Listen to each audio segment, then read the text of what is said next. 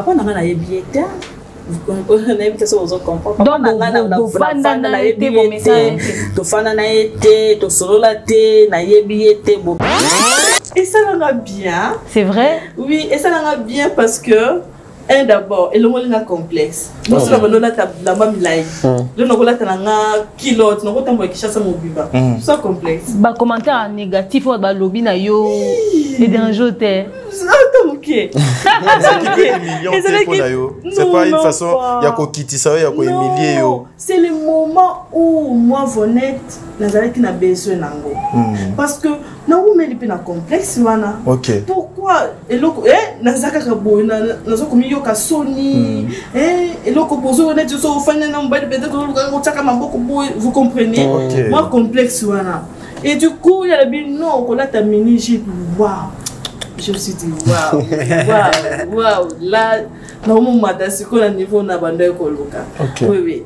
Donc on a un message monene ba oba mona ka ba personne vivant avec handicap baza et côté. OK. Oh, muta pesa ka pema muta deta na kana via bateau za kana sango pesa biso pema le. Oui. Handicap ou handicapé, c'est la tête, c'est pas un handicap. Moi je dis toujours l'handicap c'est rien mais c'est la tête. Quand tu as la tête, papa, on sa makambo même ba vali bo sa la tête. Merci vraiment à maman Belle-Vie, Candy. Oh, ma maman, je t'adore. Hein. Maman, merci pour tout. Je t'aime beaucoup et tu le sais. Naibi ke nzambe oyo bondela ka nzambo nga na bondela a continuer ko garder en vie. Amen. A continuer ko sala o bolambo. Je suis reconnaissante toute ma vie na oyo sali o bato bele bazana idée na ngate mais toi tu l'as fait parce que na lingaka bango mi na kolaki ndekote na kolaki papa te bandeko nanga na moni bango na kimukolo ndeka na zabo. Est-ce que you peut oluka moyen ya kokutana na papa te bien que papa aboyaka yo alo. En fait na masuki na nga wana bato comme koya makaya ezaki pe bato mususu o bandeki ko accepter ngate bandeki ko boya moi so atali o boya genre minimiser. Mais il y avait d'autres gens au bazaki vraiment faut kaka vonner tellement. OK. En fait bandeko na ye oui na yimba za ba pomna kisa wana. Une fois elle a fait un examen de temps, elle a fait la banque pour trouver si on a eu un photo à la carte. Oh, bien mon connaissant qui nango, tout ce que je vécu, na bana ko betela maman na ngani solo te. Vous êtes sur Top Media TV.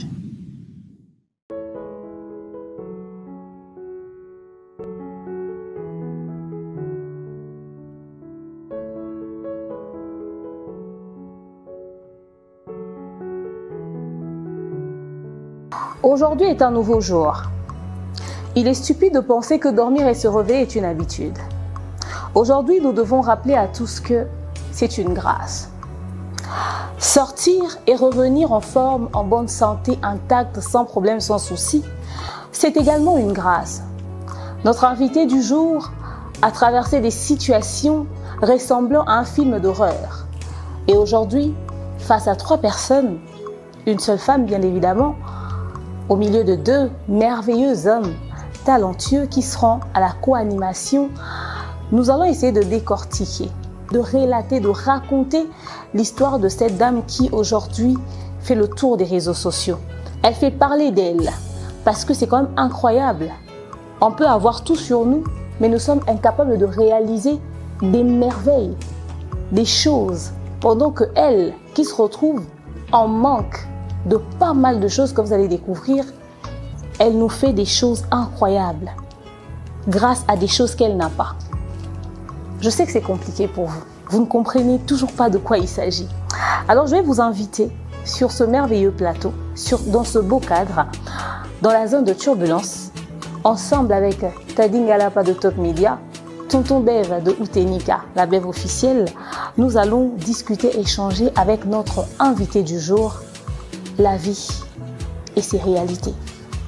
C'est tout de suite dans la zone de turbulence.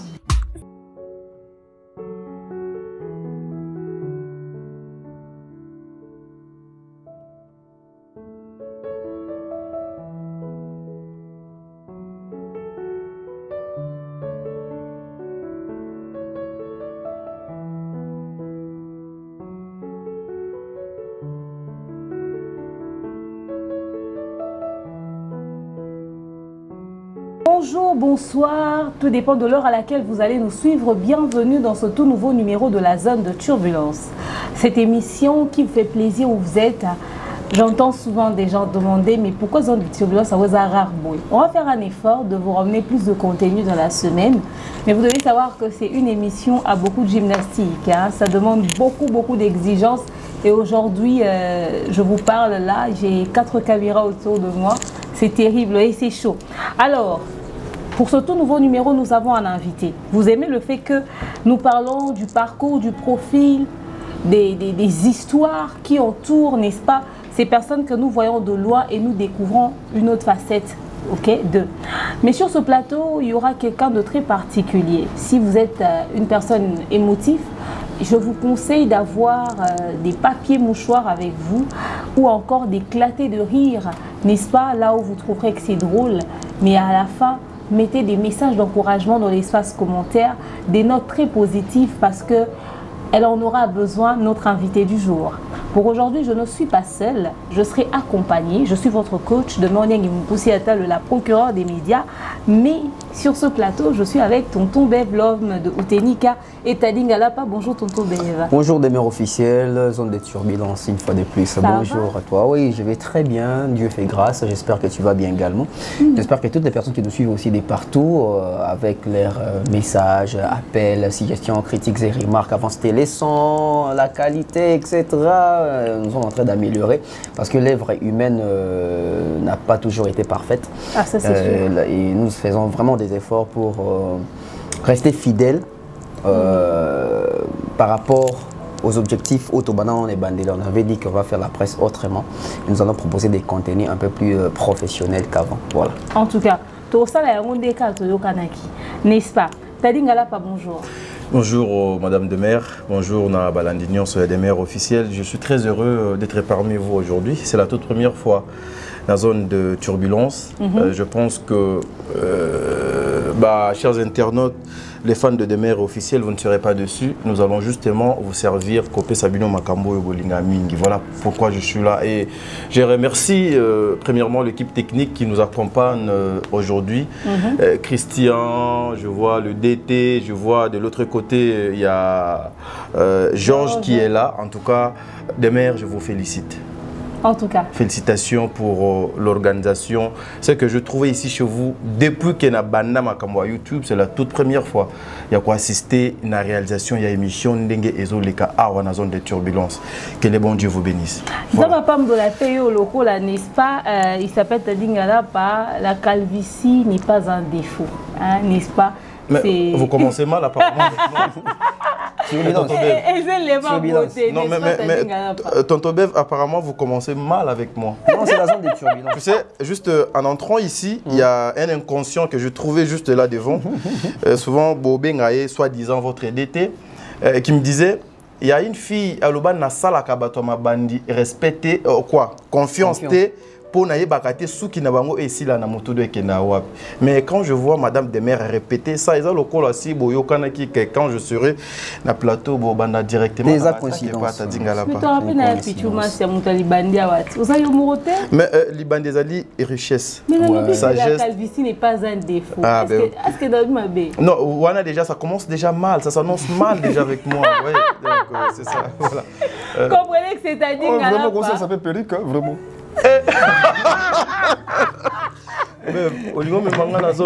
Bon, je sais qu'il y a des zones de turbulence, mais côté c'est-à-dire qu'on a vraiment c'est vraiment comment vraiment faut battre moi plan de tête vraiment de ça.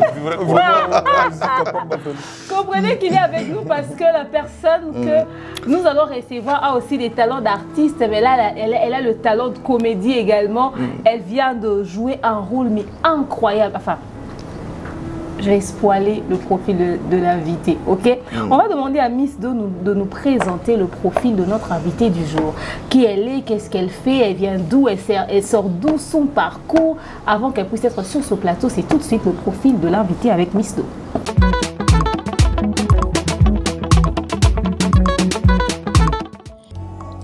Abandonnée par sa propre famille, rejetée par le monde suite à un accident malheureux, elle réalise qu'elle a perdu l'usage de certaines parties de son corps.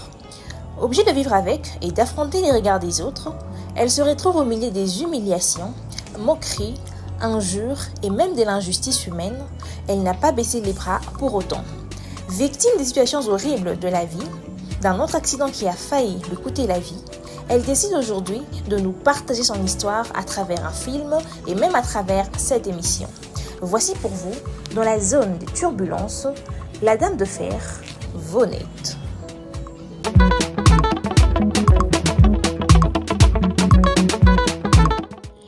Voilà, nous sommes de retour sur ce merveilleux plateau. Notre invité est déjà sur place. Merci Miss Do pour le profil de l'invité. Elle s'appelle Vonette. Bonjour Vonette. Oui, bonjour. Ça va? Oui, ça va bien. Et vous-même? Je vais très bien. Nous allons très bien avec ces tontons que vous voyez là sur place. Wow. Baza très bien. Puis que tu se prépares pour recevoir eux là. Merci vraiment. Pour la préparation, vraiment, merci beaucoup. Comment tu la trouves? Non, ça va, magnifique, hein? Très joli et merci. Enchanté. Première fois, on a mon déjà. Merci. Et, bon, tout le monde, il y a mon nom. Non, continue quand même, mon moi j'écoute. Hein. Non, ça fait plaisir de t'avoir sur ces plateaux. Merci. Et nous espérons passer une très belle émission avec Tadi, Demeure, Vonette. Okay. Vonette, na français, toi tu en es internet, na bino. Non, moi c'est bon, Vonette veut dire quoi? En fait, la grâce de Dieu. Hein. Ah, d'accord. C'est en quelle langue? Ok. Ma belle joie, un flamand. Un flamand. Vonette, na Kangiang. Ok, t'as dit au monde. En tout cas, c'est une autre personne, Lelo. Contrairement à Ndé, Namona et moi. Mais des mères, tu cherches toujours à tout savoir.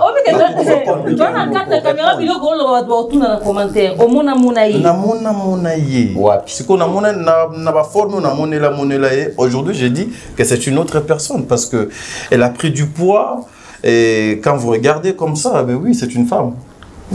What is problem? En tout cas, elle s'appelle Vonette et elle s'est fait belle pour vous aujourd'hui. Très bien. Qui t'a maquillé au fait ton passant? J'aime ton maquillage, c'est simple, c'est soft. Parce que moi, c'est Miss Do qui m'a maquillé. Là, c'est maquillé beaucoup. Waouh. Oui, mais tu le fais bien. Félicitations. Oh, merci beaucoup, merci vraiment. Et en plus, elle s'est maquillée à Nadab. En tout cas, alors, Vonette, aujourd'hui, on est sur ce plateau avec Tonton Bev, avec Tadi Ngala Pao, Amonaro souvent. Tadi Azar, tout simplement parce qu'il y a une maîtrise dans le milieu du théâtre. Tonton Bev Azar, pour la maîtrise dans le milieu de la culture. Bisso, Talio, hein? Totalio, na film Vonette sur Bellevue TV. Baeko ezongi belé, ba retour ezongi belé et na bande famille libota mobimba, ba pesha lover, ba dina chou, ba amoureux ya cinéma congolais au Bolanda biso partout na bandaku na minute oyo bazar osepela parce que ko s'exprimer finalement après film oyo et déjà manager na le King a quand même Mobutu le gars osé film impatiemment Thierry Mombaya kuta ko zonga tabi on dit na diongola na landela n'est-ce pas? Comment est-ce que les choses vont se passer? Alors peut-être parle-nous de toi, qui tu es, qu'est-ce que tu fais dans la vie, qu'est-ce que tu as fait comme études? Ok, d'accord, merci vraiment pour la représentation sur parole. Moi je suis Vonette Bolemba Elei. Équateur, hein? Oui. Donc il a le connu. Il fait 4. Vraiment. Naza Mongo. Ok. Je suis célibataire. Ok. Sans enfant. Je me bats coiffeuse et maquilleuse. Ok. Voilà. Donc c'est un talent que Dieu m'a donné depuis mon enfance. Nabandi, Moussala Maboko Naza, moi Namoukié, Makas. Donc on a 6 ans. Hein. Déjà Moussala Maboko Nangaï. Et jusqu'à ce que nous avons basongi, voilà. Ok. Au sein de l'étude, Nini? Personnellement, dans la pédagogie générale. Ok. Je suis pédagogue. Natangi na Bakongo, na mboka kinza envete, na lowe kinza envete, eko konanga mbala kofi, to lowe kinza ou toye kisanto parce que mingi na kole pa ya koko nanga ki pa ya maman maman ko zonga déjà âge kusanaki et maman ko zonga mi bete ba mité bango na kisanto na ko raté examen de temps nanga na ko présenter en banza ya Selembao. Ah d'accord. Oui, je voulais aller à l'USC, vu ma possibilité, vu ma problème, je me suis dit, na salananga esthétique, vu qu'il y a déjà un salananga maboko, na kende copier sa salananga valeur. Na place que tu as bien un mukangisuki et babin un esthéticienne. On a bâti ça sur ma yele, na o ezalaki mukie et comme sauce élevée voilà. Parce que nous avons visionné déjà cause à la grande par rapport au Moussalananga. Parce que je disais toujours, je serai parmi les gens au Bakosita qui ont le monde entier. Qui chasse le monde entier. Dans Moussalananga, ceux qui vont être esthéticiens, moi je serai parmi ces gens-là. Parce que c'est un travail que j'aime de tout mon cœur. Et le but qui nous a permettre de faire ma porte. J'aurai des écoles ici au Congo. Et pourquoi pas, il y a cause mayele o, il y a cause pesape batomosusu o bazanango besoin voilà. En tout cas, tout tombe bien. Wow. En tout cas, parcours normal des bisous de pour le parcours, c'est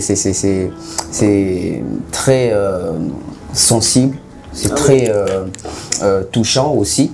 Mais Narolingana, quand on a vu il y a sujet thème mais on a vraiment parti par rapport à Makambolobi concernant la formation. La formation. Au lieu bandi, Moussala Yamaboko, depuis aux années âge Yamouké, depuis ton enfance en fait. 6 ans. Depuis 6 ans. Surtout depuis 6 ans, c'est quand est-ce qu'on remarque que Moussala est coli? Parce que dans 6 ans, ils allaient que bandi ici. Mais tant au monde que vend ici, c'est à partir de quel âge? La fin d'ici, on a ici 13 ans, 14 ans. Ok, très tôt.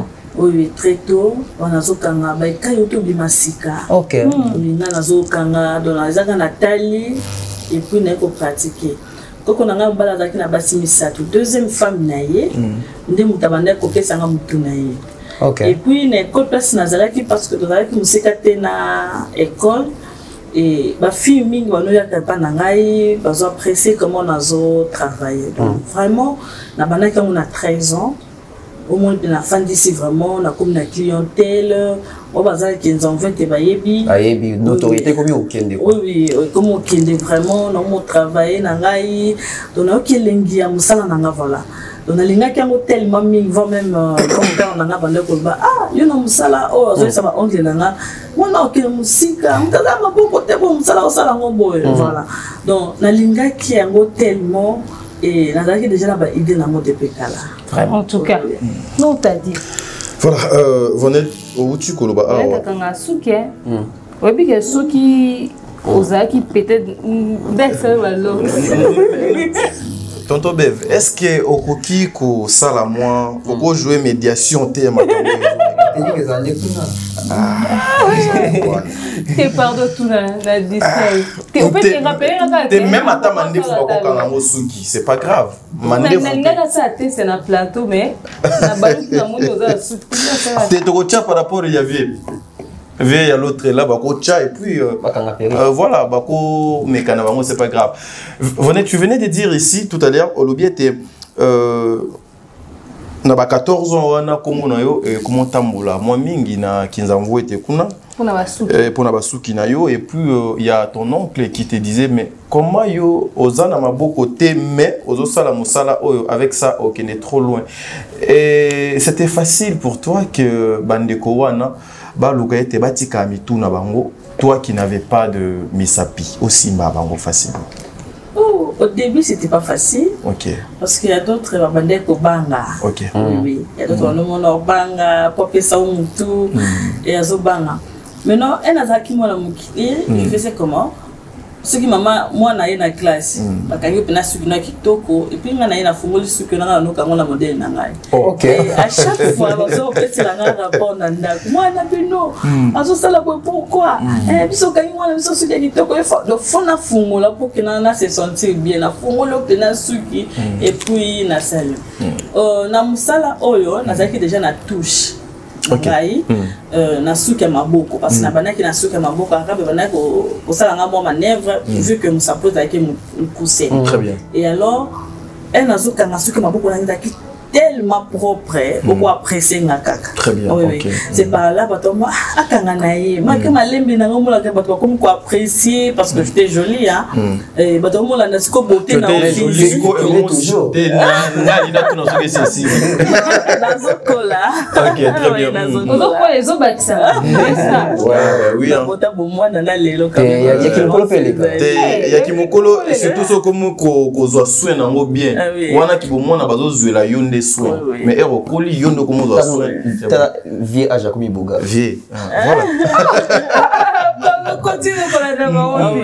En fait na masuki na nga wana bato comme koya makaya ezaki pe bato mususu o bandaki ko accepter ngate bandaki ko boya moi soit tali o boya genre minimiser mais il y avait d'autres gens au bazaki vraiment faut kaka voner tellement to ki musika na école te moi bana classe me ko tona o nga fona que les classes omoni donc après wana bato comme ki na mo s'habituer donc bato talaki juste touche na nga avec eh pas na yaka nga suka maboko kitoko et puis na nokanga moins cher et moins cher nanga na ko kango suki gratuit donc nazala kaka l'objectif était juste au approfondir car juste mosala très bien même la famille on va te payer mon senga no mbongo te omoni on va te payer mon senga mbongo te moi je demande pas l'argent oui mais nazala ndeka na souci mosala nanga sala ngo donc c'était d'abord au départ par passion c'est ça oui par passion oui en tout cas très bien.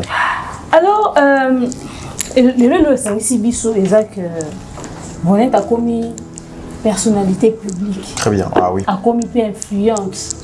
C'est vrai que yebane na yo mais oyo comme soit influence sikoyo. Bat batali histoire na film. Film bandeli biso tant vous avez moi inquiété. Film bandeli biso mbala moko oza déjà ya okola. Oza déjà ya okusana. Oza déjà avancé en âge. Oyebipe mibali.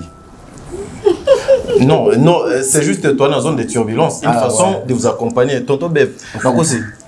Voilà. Oui, puis mibali. Bien sûr. Ah, est-ce que non, on dit que je suis dans les bons. Alors dis maman. Sorry, I'm sorry. Yeah. Come on. Loi qui est célibataire, on doit vérifier déjà dans le plateau. On doit checker marchandises. Non mais Bev, personnellement na boina yo vraiment quoi. Alors, mais peut-être na film doit comprendre bien. Peut-être na film doit comprendre bien. Toi on a besoin aux na mosisi ali. Quand on y filme, ils a histoire au BTL biso relater biso. Donc on taper na partie à film parce que nous surtout tout à l'heure à expliquer ngai pe te on est tableau vous on est tout complet. On dit tableau. Tout quand on a film te décortiquer film bien. Film peut-être aux on a deuxième partie. Mais ah c'est un champ libre hein. Quand il va commencer à relater, on peut rebondir avec les sous-questions. Alors parle-nous de toi, qui est réellement Vonette. Au fait, la vraie question c'est Olamuka ki boye. Lokoloza un problème. Maboko ezate okola na opoza bana babota mabongo. Abota ma sans loboko, abimi bongo. Et la bana muso abota ma sans lokolo, abimi bongo. Yeza ku te o akata ki o pona diabète o so pona nini o so ki accident so ni te. Eza bana babota mabongo. C'est quoi ton histoire? Pourquoi tu as grandi avec ta grand-mère, ton grand-père? Pourquoi pas maman? C'est à quel âge que tout ça est arrivé? Merci vraiment pour la parole au Tességa.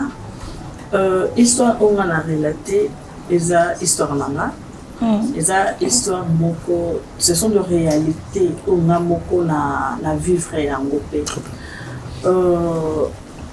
Vous n'êtes à botama normal, du moins na noso botama mobimba. Et papa n'a tika maman n'a na zemi à 8 mois. Papa n'a pas voyager parce qu'on a pas de matière à l'époque. Et papa a voyager, a tiki maman na zemi. Et après un mois, maman est kobota. Et bitumanangai na koloba, et bandi banda na botami. Les deux familles na bandi ba discussion na on a 4 hôpital parce na botama.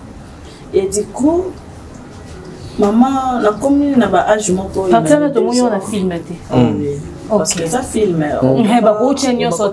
Voilà. Ok. Et du coup, maman, après l'âge, maman le bilan venait, nani grande sœur à maman Zaka Nankai. Et alors, elle voulait quand même na Brazzaville. Elle voulait quand même na Akenokola qui sa grande sœur nae, moi nanaye. Oui, n'engezalaki. Et maman Zwinga Akekola qui sa grande Akenola qui sa pas grande sœur nae. Et bablo ko papa no so blo ko no so teka papa na ngaza mutabako. Et bablo ko no so teka. Vous comprenez, papa commandé Bazalaka, le sous la famille, peut-être papa qui déjà il conduit la famille na bango, voilà. Papa zam tabac Congo, mais comment on a eu à Équateur? Nazana comme papa te. Ah d'accord, ils ont commandé. Non. Nazana de maman nanga. Ah d'accord. Papa ça comme maman. Ok d'accord. Nakola qui na papa ça comme papa, mais koko nanga bala bino bala bala pe maman na oti, papa na sali le côté vu qu'il y a refusé yo, bazo comme maman na yo batia yo. Ok. Mais on nous a qui na on nous a kana misapina yo na makolo no nyo. Non, voilà, elle a fait déjà accident. Tous on a un accident. Tous on est à l'hôpital. Tous on est à l'hôpital. Bassoine. Ah oui, oui. En fait, Bassoine. Et Bassoine, les deux familles, maman Bimi n'a pas l'hôpital. Elles ont continué à venir. Papa pas zadé. Et après un moment, grand maman n'a qui a voyagé à la région de normalement Balinaï. Et sa grande sœur, elle dit non, il y a quand on a mon appel, moi na. Un de moi na boulot mon bon tina mon appel moi maman ok d'accord na ok na boulot pe kuna na kanisa mbongo na la na mobile na bisika zali. Et du coup maman elle s'est préparée pour un voyage na et comme la Brazzaville. Wana tu avais quel âge déjà? 2 ans, une année 2 ans comme ça. Bah une année 2 ans. Parce que là il a maintenant très bien. OK. Et pour ça la queue maman a joué train naé pour et qu'il des points noirs pour bon kitana parce que moi je connais pas juste bébé et ça va histoire au bon barré là tangai et du coup maman na okene naé de raiment et salemi na de raiment et salema wana et le problème est que banda biso wana donc le katana kate juste comme ça pinanga katana oui et ne va benda bana ba so benda ba mort ba ko se trouver na kati. Et ma maman aussi a un choc parce que normalement concerné Zalaki qui venait à s'aligner à Koufa. Parce que nous avons trouvé un monde à prière de nazo bonheur. Maman na l'hôpital à Brazzaville et Simba quitté parce que moi un peu mon talent de la biso comme il faut et Zalaki. Maman est koya Kinshasa. Voyez na maman est mo awa et Simbi pété. À l'époque il y avait un médecin ou appelé ça un combat vonette parce qu'en réalité comme maman l'a appelé ça c'était Bénédicte. Bénédicte. Oui oui comme maman appelé ça Zalaki Bénédicte. Botami. Oui, oui, Botami. OK. Maintenant, maman yi abaise non, ils ont un docteur moko azo sala aza makasi vraiment na ba mikuwa tout et tout. Bokende na email ya Kimpese. Les places biso do longwa maman longwa to ke na email Kimpese. Na kuna na email ba mona ke pota na ngai ezo sala nini? Ezo grave ya lokolo. Le médecin le dit non, maman, le deux familles ba sa nini? Ba signé pour que ba batela vie à moi na mouvement ba kata ba bisi mama que non moi en vivre tika moi en vivre ba catalogue c'était pas facile et pas maman parce que mon père azali qui n'a pas problème azali qui n'a pas pota na nzoto pe bazo soigner nga pe bazo soigner nga vous comprenez et ça fait que maman famille na ba kondima et ba sanini ba kata eloko nde baye kokatanga lokolo e bakatinga lokolo koko na ngai alobi Marthe vous meyo sanini obuna temo za na makasi mwana temo lobi ka temo na ba chaise roulante te au temo ba bikite mwana ngafata mbona na prothèse et alors faut oluka obuna pesa biso mwana c'est par là koko na nga aye kozwanga na âge à 5 ans nde koko na nga zwaki na âge à 5 ans, na âge à 6 ans, on a la hypothèse. Attendez, na âge à 5 ans, Koko a zuyo, mais pendant tout ce temps, papa a tika la kobo ya yote. tu étais encore papa azala après moment maman kei maman landa ki lisusu et maman loba landa ye akiokuta siko papa azwa moi si muso atana ndao bato comme oyebisa maman nga kota na frontière ba biso ko kota te parce que papa na mobali na yo déjà azwa moi si muso atineli maman maloba abina lingi yo te po maman da baki na ya na frontière ba camarade ni bazaki wana déjà nga na frontière et alors atini maloba pas moi si na ya bino nga déjà na bala moi si muso na pesa yo mwana na cadeau na ko bota handicapé. C'est mon père ou alobelanga. Vous comprenez? Et alors maman na déception accident et comme la qui. OK. Maman na douleur wana ayoko zapeka ka mbali place wana et mbala ngo abaye pe azuizemi ya petite nanga. Vous comprenez? Donc vie à maman vraiment comment qui moi passe basculer à cause de déception parce que naki mobali na ye. Très bien. Oui, elle naki vraiment papa et alors mbali ya jeunesse maman botinga zana 24. Mbali na ye jeunesse vraiment et choc wana ezalaki vraiment ma case et alors maman continue qui maman kambo na ye a continuer ko luka donc c'est une femme où ya bunaki parce que pour la ta prothèse na wana ezalaki facilité. Alors avant de continuer tonton Bez na lingi to sunga bandeko batali film na bandeko ba otala biso très bien to kabola siko ba scène toza dans la famille Avonette maman boti petite sœur na yo après yo petite sœur nazali non? Oui, petite sœur nazali. OK. Mais maman Marie-Hélène a joué maman dans un film azana mwana te makuta mobali na ndako na bana. Oh maman bango akufa ba orpheline ozaki Naomi na Siana. Wana eza histoire vraie te. Parti on eza c'est pas une histoire réelle. Eza vrai parce que maman era balipe bali mususu et bana na epé za ki facilité. Ah d'accord. Oui bana na epé za akuta bana pe na ndako za epé facile. Akuta ki bana mbali mais za ki facilité. Et papa n'a pas accepté ki oti. Non papa n'a accepté ki nga parce que yem eko kwa kufi yem tayaki ko zo relève ko tangisanga là je suis vraiment reconnaissante. Oui je suis vraiment reconnaissante na tanga ki vraiment zaki grâce à papa wana. Parce que papa nani comment on dit papa Serge non papa JR papa JR atangisi o tabano linga te mais nga papa wana yem tatangisinga donc singa déjà na comme na 3e humanité ti na zo examen de temps ti na CLC MS Nasisi esthétique na voilà. Ah d'accord. Donc maman va écouter la réalité on a pas maman Marie-Hélène na film abotité. Abotité. Alors ce que na famille na ma papa na yo. Yo na papa na relation na bien zaki kandi tout monde na film ozapi na bande ko mapasa kuna boape na ndeko mobali kuna na maman wana kuna papa na ngai en fait bande ko papa na nga toza vraiment bien. Papa ou abotinga oui parce que moi c'est naïe après maman ya kolukanga to kutana ki to sangana ki malgré grande sœur moi konda linga kangate jusque là to solo raté mais mes sœurs ma frère mon papa toza 5 toza 3 filles et 2 garçons. Et pas papa oza 40e et pas papa naza 2e. OK parce que ça moi maman kutaki déjà na moi. OK d'accord o boyoka na neti papa na ngai. Très bien. Et du coup bandeko na nga wana vraiment ba embrasser kinga maki ko mona na biso za moi pas si mais surtout kutani normal parce que na linga ka bango mi na kolaki ndeko te na kolaki papa te bandeko na nga na moni bango na kimikolo ndeka na zabo donc to fanda vraiment te to fandi bo mais to kutana kana biso na ba embuscade yo ke posa muto ko bengi na téléphone voilà. So papa Serge comportement za na film na yo eza oyo viva na papa na nga na yebieta vous comprenez que ça vous comprend donc na fanda na été bon message to fanda na été to solo la té na yebiete bon peut-être na photo na yebi ba photo na kala mais lelo té.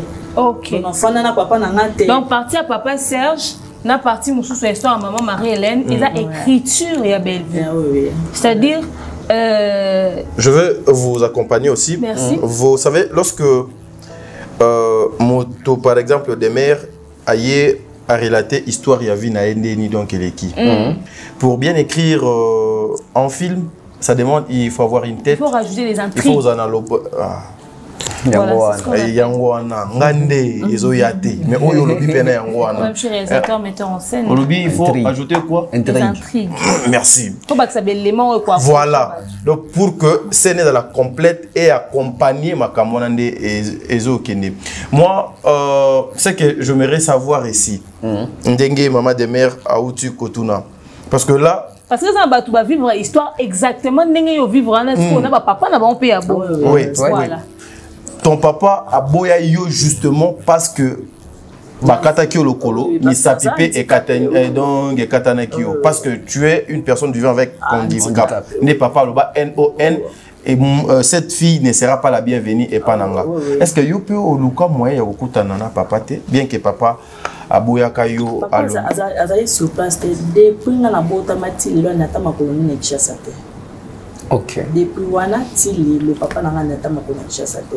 OK. En fait bande konaye oui na yimba za ba koloni kishasa wana une fois elle a sorti examen de temps na kena sopela bango pour trouver bisenga oyo kufa to zala kaka. Et là bango basala le côté vous comprenez et chaque fois on a raison sur la réalité on a vivre na bon moi nanga parce que na ko na vie à facilité ba réalité on a vivre et alors je voulais quand même bien peut bon recevoir malgré la ko nanga bon mais attends qui a fait ça na tata poudre wana vous comprenez na bolingo ka nzambe po tozo to bana bandi mama nzambe na za mwana mukie omoni et ya ko bosa na nyonso mwana nga singa bosa na ba famille na yo quand même na kena qui pona na sepela pena bino na ko pesa nga langage bon depuis ces jours là chose qu'aujourd'hui tout le monde na tête to kuta na kate et le comment OK mais vous gardez ka ba bonne relation tout ça raté ba bonne relation du genre attends moi bonjour attends moi appelle les arbres benga na famille papa na papa ça n'a importance et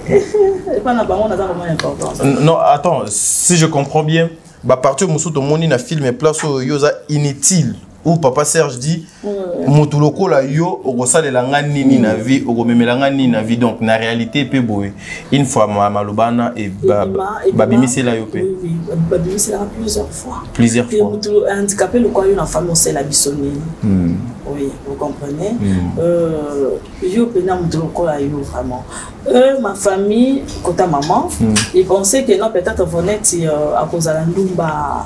OK. Peut-être qu'on est à cause de la naïve, pour qu'on s'entende dans mon ce qui nous a vivre les deux, c'est grâce à Dieu et non grâce à maman. Et alors, nous venons de s'entendre, nous venons de décevoir famille, on je serai honoré. Et les jours là, dans une décision, il y a courrier banding ya autant ça la vie naka, il y a cause la mailler les mêmes la classe, il y a courrier balo koni ninga la lingi, c'est ça ma vie. Vous comprenez parce que là, la bêtise n'a pas raté. Donc, je suis une femme là, je suis tellement comme ça. Vie à la réalité. Et ils pensaient que bon, bazo faire souffrir nga, bazo pesa ngai bazo pesa nga maye le moko boye, lelo na komi nango. En tout cas, oui, parce que nga na bana ko bona deux na zaki mona mukiko, okoki no lele pas muta bisoni et aux gens déjà en bon non mais je souffre. Vous comprenez? Mathieu déjà na standing moko boye, bon ma quand tu bazo le kaba humilier, bazo tombola. Oui, dans son soin. Ce sont des mots bande ko bima chaque fois. En t'écoutant parler. D'ailleurs, on va rebondir sur ça tout à l'heure parce qu'on nous fait signe que nous sommes à l'heure de la publicité. Ah, la pause publicitaire.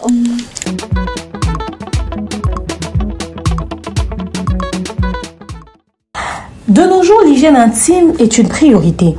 Voilà pourquoi Maliane vous propose des produits d'hygiène intime à base des plantes naturelles testés et approuvés dans les plus grands laboratoires dans le monde.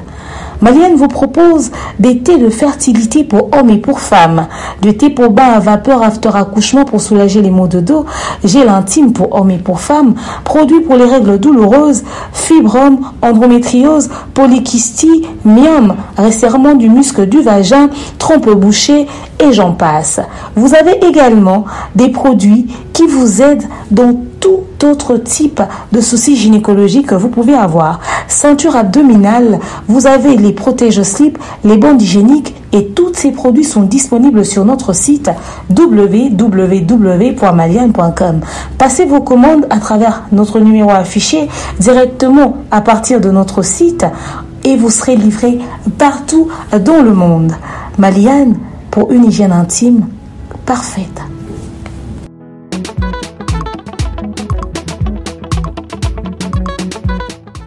Voilà, nous sommes de retour. C'était le spot publicitaire de notre sponsor www.maliane.com pour vos problèmes d'hygiène intime. Nous avons les thés de fertilité pour ceux qui ont des soucis, n'est-ce pas, d'infertilité. En tout cas, la thé de fertilité, il y a les gels intimes pour hommes et pour femmes. Il y a beaucoup de produits, fibrom, endométriose, myome et tout ça, resserrement du muscle du vagin, n'est-ce pas, mais papa va aussi avec le mot c'est la pour maman Maliane Zonga. Papa paye sur la renfermée sur la catch menacé à boxeur. J'ai l'anti mais ils sont là oh maman boya koyemba te aux sur la catch na sa boxeur. Papa na biso franchement maman le baiser belé to bomba kaka parce que toi on a choisi beau sombre va produire gel intime ça là va produire Maliane et ça na moi belé. Donc voilà, alors on revient sur ce plateau. C'est tonton Bête qui avait la parole d'ailleurs tout à l'heure, n'est-ce pas? Ouais. Ouais, je voulais rebondir en tant que nous avons eu la parole là bon et bien belé et bien topé bien balé belé. Et maintenant comme je pas mutu mon retour qui par plusieurs personnes de la famille et j'aimerais aussi savoir si papa est toujours en vie. Oui, mon père est en vie. Après cette film, il veut même de m'appeler. Oh là. Ok. Ah bon? Oui, il a envie. Il vient t'appeler? Oui. Qu'est-ce qu'il pense de... Il a regardé les films. Qu'est-ce qu'il pense de ce film? Il a regardé. Une maturité, moi, ils ont un plateau. Toi, tu es ma soie sensible. Non, tu au moins ils insensible. Ma chérie, raconte-lui, papa pense quoi de ce film? Non, je ne sais pas, mais il m'a appelé juste pour demander pardon. Oh là. Oui. Il pleurait. Papa a pleuré. Oui. Oh là. Je me suis dit, pourquoi pas, il a pardonné. Et dans mon âge là, toi, tu n'as pas de problème na bajoté. Ok. Donc, du coup, on a dit, c'est ok, je ne veux pas de problème avec toi, mais je te pardonne. Et ça m'a bétaillé, puis voilà. On ne peut pas tout dire ici, au plateau. Mais ça m'a bétaillé, comme c'est un peu ça. Bon. Tonton t'a dit, tous on a un sujet papa Sima. Il y a un parti où on revenir sur Yango. Mais on a yéba. Famille rejetée. Na maman, relation zendeni. Comment est-ce que maman a vivre situation à mon avec na bota moi na normal. Normal, ok. Moi na père de nyos. Pour ça aux alikoloté votre maman nous a inutile dans la société. Oui. Autant on l'endeni pour que luka musala. Et puis la musala on peut ça ok. Ba otala. La Sony. On ça m'a bon côté. Des fois tout le monde il y a des amis septo kanga suginde. Il y a des amis septo aussi manga de lungi nanga ndeni. Comment maman vivre nyonso wana? Bien mon connaissance qui nango tout ce que je vécu na bana ko betela maman nanga ni soloté. Parce que je l'aimais beaucoup, je supportais tout ça. Par peur de la choquer. Ah oui. Une fois, il m'a vivra peut-être au salé pas un mot de foutu on fait des panaïs ça qui va choc. Papa t'a dit au total donc maman a encore un choc qui n'a pas de problème na cœur. Les autres jours maman a un AVC. Vous comprenez donc avec englober nyonso ba difficulté nyonso on a vonati na kota nango et il a dit au juste moi nanga qu'est-ce qui ne va pas. On se pose des questions même elle-même mais n'est pas que non. Quand la situation est et puis ça met la montagne sauter et monto o azana étoile azana vie mon qu'on a battu non sauter donc ce moment ba combat ya boé il ba que bénédiction nanga pesa élevé vie nanga ko ça encore montagne sauter parce que je suis une étoile oh lobby et comme un témoignage ya bato voilà un peu donc je supportais tout ça. Donc, mon sautel n'a bien, je suis un peu, nazalek un peu coffré, enfermé, je parle pas vraiment du tout avec les gens, malgré que c'est mais du coup, vu la réalité, wana, na mibumba kinanga et voilà. AVC à maman, et bandit depuis Moula Boni, parce que moi-même, maman de mère, je vis maman, je parlais avec maman, je vis sa maman. Mais Tao donc Azala qui c'est pas donc important, il y a Kolobangwa. Maman a vraiment paralysé Azana AVC. Et j'ai voulu même parler avec maman pour 3 minutes, mais bon, là ça reste Namotema. Ça fait combien de temps que maman Zana est tawana? Et j'apprends que son maman comment n'a pas tawana par rapport à sa première fille à vie. Ndenge azalaki malmené, ndenge babanaki ko traité ndé épousa maman comme tina ba tawana. Ça fait maman to ko ya maladie kalaté parce que na to sala accident moko. Oh, bato mona ba cicatrice, na mona bato commenter non, vona to tchoko, les obeta yo oh zaki ba cicatrice, papa t'a dit na biki. Bato ça l'accident moko grave, c'était la mort. Sur la moto, oui. Oui, le 29 juillet 2023. Je devais mourir. Après avoir coupé musala, kozonga nanga na ndako, oh zaki nanga za moto mususu na biloko nanga maquillage. Et mon tour, je suis et à Koyibanga, biloko maquillage. Du coup, la 17e riwana, na roula boy. C'est pas vrai. Oui, je me photo ici. Oui. Na miye ba te sosote. Roula na macadam. Na macadam. Prothèse Eliamane. Donc on a des prothèses juste pour. C'est pas vrai. Donc ce qui est qui na lokolo mususu peut-être les lo na za na pota na okotambola te. Et maman est raillée, na Boutouana, 23h, je te sais, ma chégue ne moutou ba yeko sauver na se yapon. Na se yapon. Et ma chégue on a ba nzame na kufate. Du coup na se trouve to yaki na ngambo. Tu se trouve na ngambo wana. Ma chégue ba bibo on vaye. Ba so ba kanta ki prothèse na bukani ba to mona ki na prothèse. A bukani bo meme na hôpital. Na yeko zoma. Na simbi no makila lokwa mai. Makila lokola mai. Elle a simna bi no bo me manga no hôpital na zo na mo yo kasiko emotion comme komata. Na ta la pote. Pied baluki. C'est quoi ça? Pied à prothèse. Pied à prothèse. Pied baluki ngai. Et ça l'a pas si? Grave. Grave. Na koza siko yo ba biloko wana na koza siko ba biloko na ipandana ki ba ko kanisa na te botika yango bazoni na quelques blocs en maquillage bazoni na moto mususu vu que j'étais avec une amie na no fana na Lemba et pas camarade elle n'a longue pas tante na Kassavo là où j'étais et a eu voyager copine na Zwinga asa maman volait na monter aux Alibanda vient chez moi donc c'est vraiment une sœur pour moi na ko fanda ipanaye. Né na yako benga ba on numéro ba pezo le carte pour téléphone na ngeza na nzoto na butu na tambola na téléphone na sakite donc tout l'argent ba futa kinga nyoso kendaki et du coup na butu wana na komi na ndako et na komi ba na talinga bu waouh c'est quoi voler de hôpital là to ki l'hôpital ba na daki docteur nde ba meminga na hôpital à matete et ba meminga na hôpital à matete wa pesi na première son na butu wana et c'est calme na tongo maman ya boule. Donc tout le monde la famille baya qui joue wana ezalaki matamba.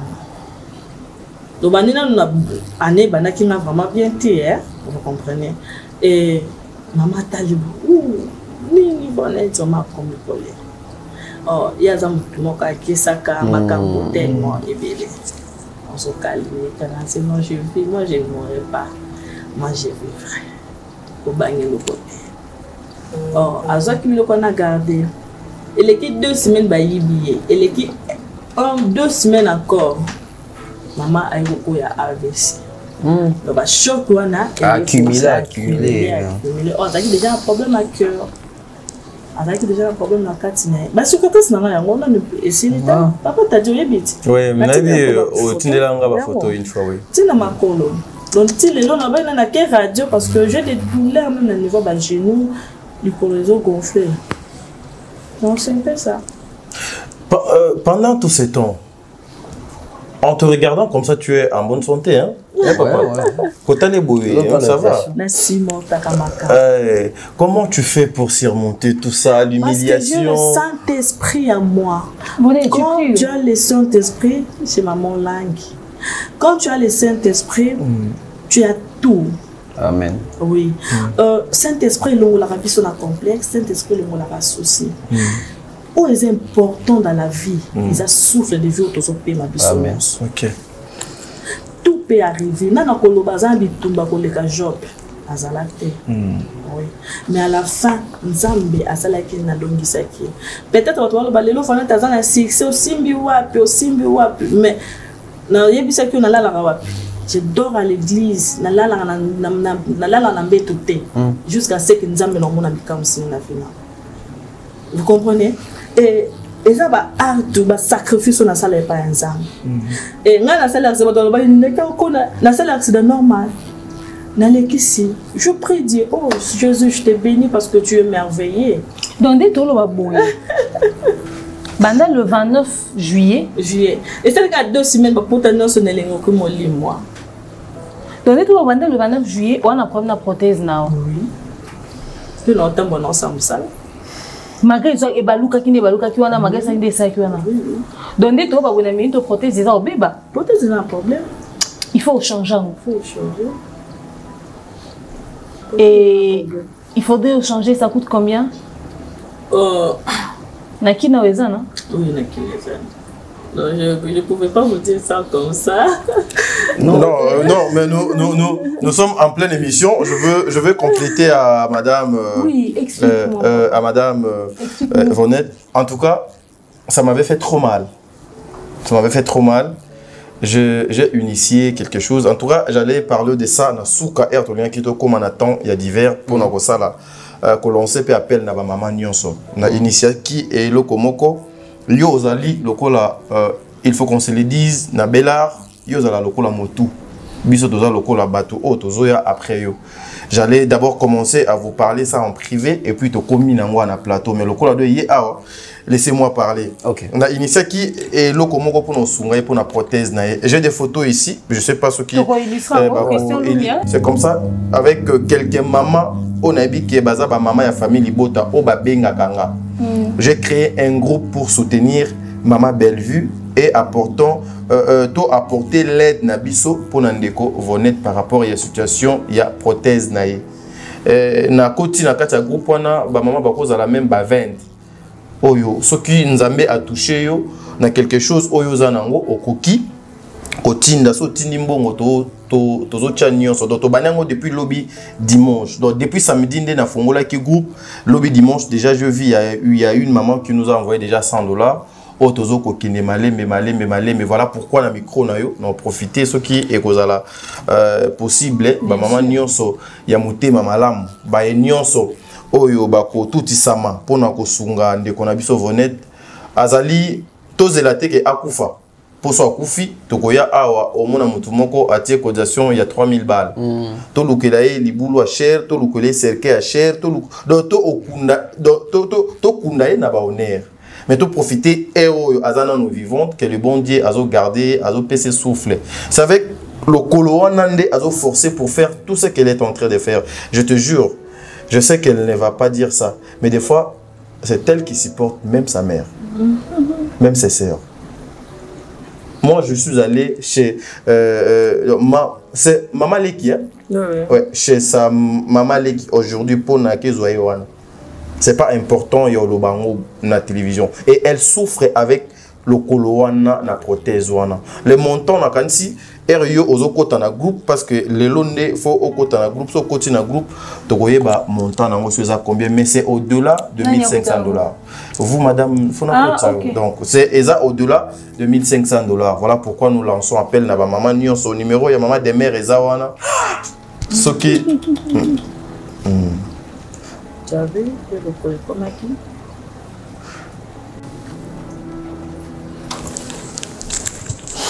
Voilà, donc, namoni au tali, na téléphone. Excusez-moi. Des merci que tu as vu au téléphone, ngasuko namonango en live boué. Ezaki moi grave. Donc, je parlais pour na au Italie, ma groupe. Ba maman ce qui oyo baza touché pour la situation ya ndeko na biso Vonette pour nos sungaye. Ba ko benga na ba numéro odoza na sewana maman de mère akoyebsa bino nini obino bokosala. Pour que tout le moyen, le cola ba maman ba ça qui délai il y a 2 semaines na groupe wana, ils ont dit dans 2 semaines tout le moyen to so melayer prothèse wana to la nano santé na. Donc c'est un peu ça, na profiter na micro na yo ya ko lancer na ba maman na ba papa nyonso o ba ozala na bonne foi pour aider à cette jeune dame qui a azali na talent, azali na mambo ebele, mais moko ya eloko e permetaye asala musala ezali na état malamu te za prothèse wana na kanisi ba ko tshela biso état ya prothèse na ndé komi poto luka mo to apporter mais forte, c'est un peu ça. Tout à l'heure, l'introduction à l'émission Andoloba,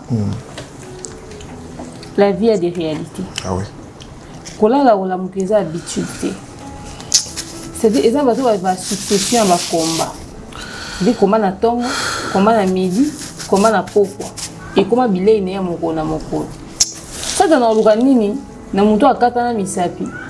Azape déjà na lokolote. Pour le gars qui est c'est soit accident à modèle wana. Ce que ça n'est pas comme malonga ya mutu ya ozwaye wana te. Des fois pas problème juste au kutana na on a vie hein. To kanisa ngane na bi mal mais na famille to ndénité. Peut-être que oui bandité. Grandeur à combat na oza grandeur à étoile ozana. Très bien. Oui, c'est ça. Prendre juste à conscience. Parce que le problème où toi na oza que ya ba ton susu ngana tangité. Et toi on a ça justement c'est parce qu'on tient na condition ya vivre grâce na oté. Très bien. Il y a une petite opportunité au tanga. Il y a ça ba formation. À talité que non ça licence. À talité non ça so nini. Na ça na licence té. Mais le quoi na talent, na bo ça souki. Le quoi na bo tient maquillage. Na c'est lango. Très bien. Mais ce que ça t'en habité, comment est-ce qu'on peut détecter ma capacité mon boé pendant que ngana kati ma boko. Pour na limiter. C'est-à-dire mutu bakati misapi a réussir ko sa mamwana nyonso. Mutu bakati lokolo sa mamwana nyonso. Maintenant posons-nous une question. Sora zena lokolo nae na maboko nae. Elo ni fara sala na mukilio. C'est-à-dire na lokolo ngo ka ndenge a obenda na nango wana. Satana luki ngo lisusu. Abe longe bat ba moni o mona na baby sango peka. Na baby sango. Bonnet. Avant tout comme na dernière étape de l'émission na biso. Comment est-ce qu'on vit na batu dans la société? Baninga na classe, na église, partout. On vit na bango ndeni. Bat ba vivant na ndeni. OK. Merci beaucoup. Premièrement, ça m'a fait ça dans votre balingana. OK. Oui, je me suis aimé hein. Tu as fait ça dans votre balingana. Les gars diable tia kapé o ayi moi batou ou ba quand même pour humilier. J'avais des amis au bazala qui ceux qui va finir. Moi je dis rien. Moi je plairais. Et ba camarade wana ne mboka que nous soit na ba ke ko kunda. Oui. Yo ndoko melanga ngo mengi. Et na ba église na kutana te. Peut-être que yo kaka mutatomi parce que na pena mutsoko tonga nga yo en fait je m'en fous hein. Si tu me dis en face comme ça là toi aussi là na pena kitoko. OK. Mais ce que na yo ko loba na mon José inférieur. Donc hein la mimoni na za likolo maka donc je ne peux pas encore ya ko se rabaisser encore na niveau na yo. Donc voilà ce que moi je vis. Oui. Il y a des gens, oui, au monake, au fananayo, peut-être à Nia Fingayo, à l'obéla, au mabe, le problème est que juste au niveau de Salananga. Et nous avons appelé ça ami moko au bazala qui vraiment comme mes soeurs. Ma camarade nanga, bazala qui le quoi bandiko nanga. Peut-être un homme qui peut se le coller, mais ceux qui pas venir aux le coller. Peut-être un homme qui peut le vélo mais eux ils sont là juste pour nous fortifier, pour nous le vélo toujours non, soit courageux, soit forte, courageuse, tu es une femme forte, tu vois, parce que dans un adon on peut se mettre conseil. OK. Et il y a réconforter mon tout là. Dans un adon wana. Et alors camarade on est quoi apprécier ma façon de travailler.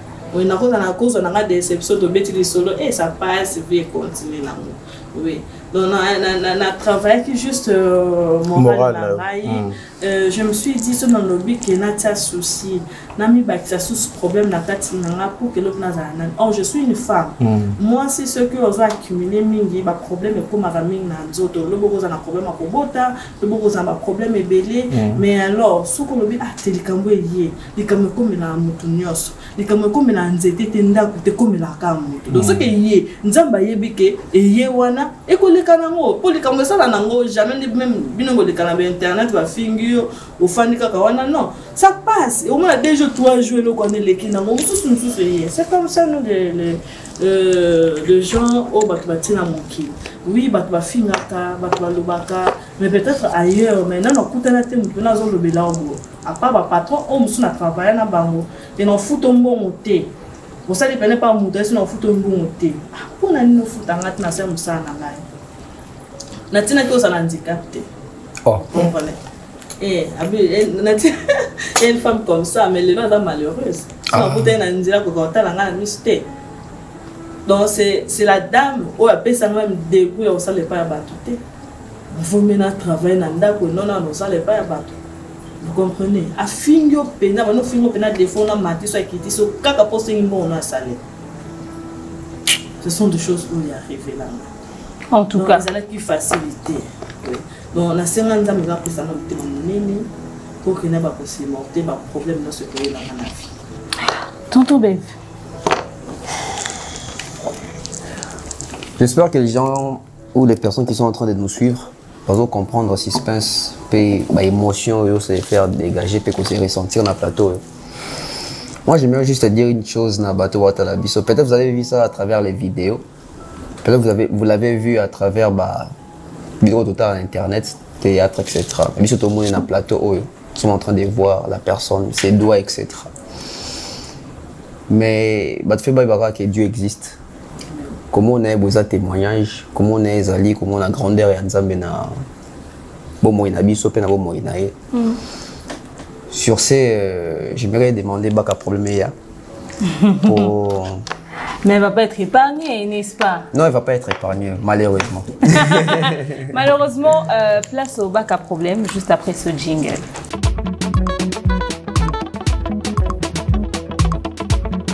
Le bac à problème contient des questions qui nous permettent d'entrer en profondeur, creuser au-delà des attentes de l'invité. Mais au cas où l'invité souhaiterait observer le silence, il sera dans l'obligation de goûter à notre délicieux cocktail à problème, un mélange des saveurs non identifiées. Vous êtes dans la zone de turbulence, attachez vos ceintures.